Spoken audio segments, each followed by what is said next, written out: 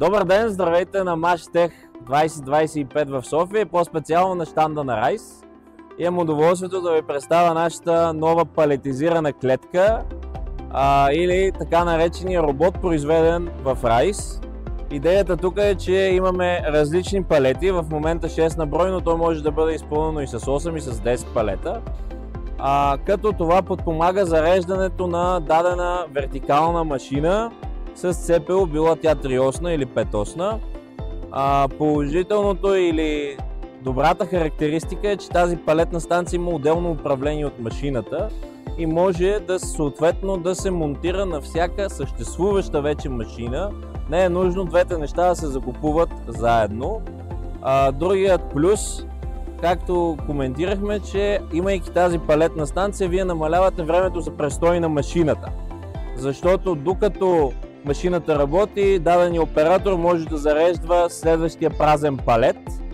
Палетите могат да се ротират от 1 до 6 или от 1 до 10 в този ред, или изграждайки комуникация на база входове и изходи с съществуващата машина, да могат да се извикват определен брой палети и всеки производител на база цикловото време на дадените детайла да направи своя производствена програма, вигайки примерно в реда 1, 4, 6 и така. Друг голям плюс, който ние виждаме в този нов продукт, ако цикловото време на вашите детайли е сравнително дълго, вие може да заредите броя палети и да оставите машината да работи сама, стига тя да бъде оборудвана с пробник на Renishaw, който ще замери координатната система, залагайки я на Zero Pointer вътре в машината, и да бъде оборудвана с така наречения Tool Life Management, или на български казано с 3 инструмента, да може да се дублират инструментите в магазина. И по този начин вие може да обезпечите, да кажем, една смяна. Но пак повтарям, много зависи какво е цикловото време на детайлите. Излишно е да повтарям, този продукт е изцяло разработен от Райс, от младите екипи на Райс. Един сред нас е тук господин Николай Джунев.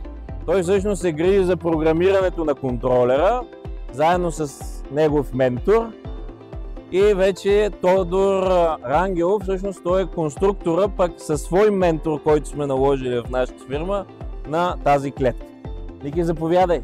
Здравейте от мен на Mashtech 2025 година, от щанда на Райс. Аз съм Николай Джунев и за вас тази година ще представим тази нова наша разработка, а именно палетната станция, която с 6 на брой палета в случая е готова абсолютно автономно да работи. Но както вече господин Базилиян обясни цикъла на работа, да не се повтарям, аз бих ви разказал малко за управлението на тази станция. А именно това е панелът, който оператора вижда в автоматичен режим. Има ръчен режим за настройка, с който могат да се движат осите и да се настройват позициите на палетата. Но това се прави единствено веднъж за настройка и оттам нататък се залага на автоматичния режим, който ще работи, както господин Базилиян каза, по команда от CNC или автономно по входове и изходи.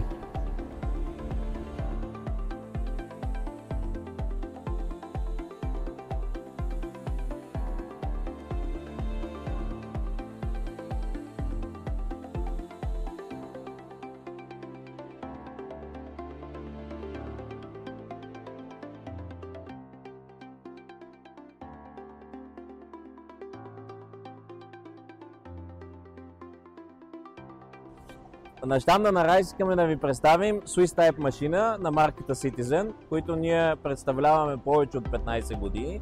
Citizen е доказан лидер в Swiss Type машините. Към днешна дата вече имат 5 завода по света. Причината, с която ние сме ги подбрали тях, е тяхната добра сервизна обезпеченост, защото те имат голяма база и централа в Еслинген, с която снабдяват части до 24 часа, ако е необходимо. Все пак машината е от Япония, дългогодишен наложен производител. Искам да ви кажа, че много са редки случаите на гаранционна машина да се наложи сервиз да я посети.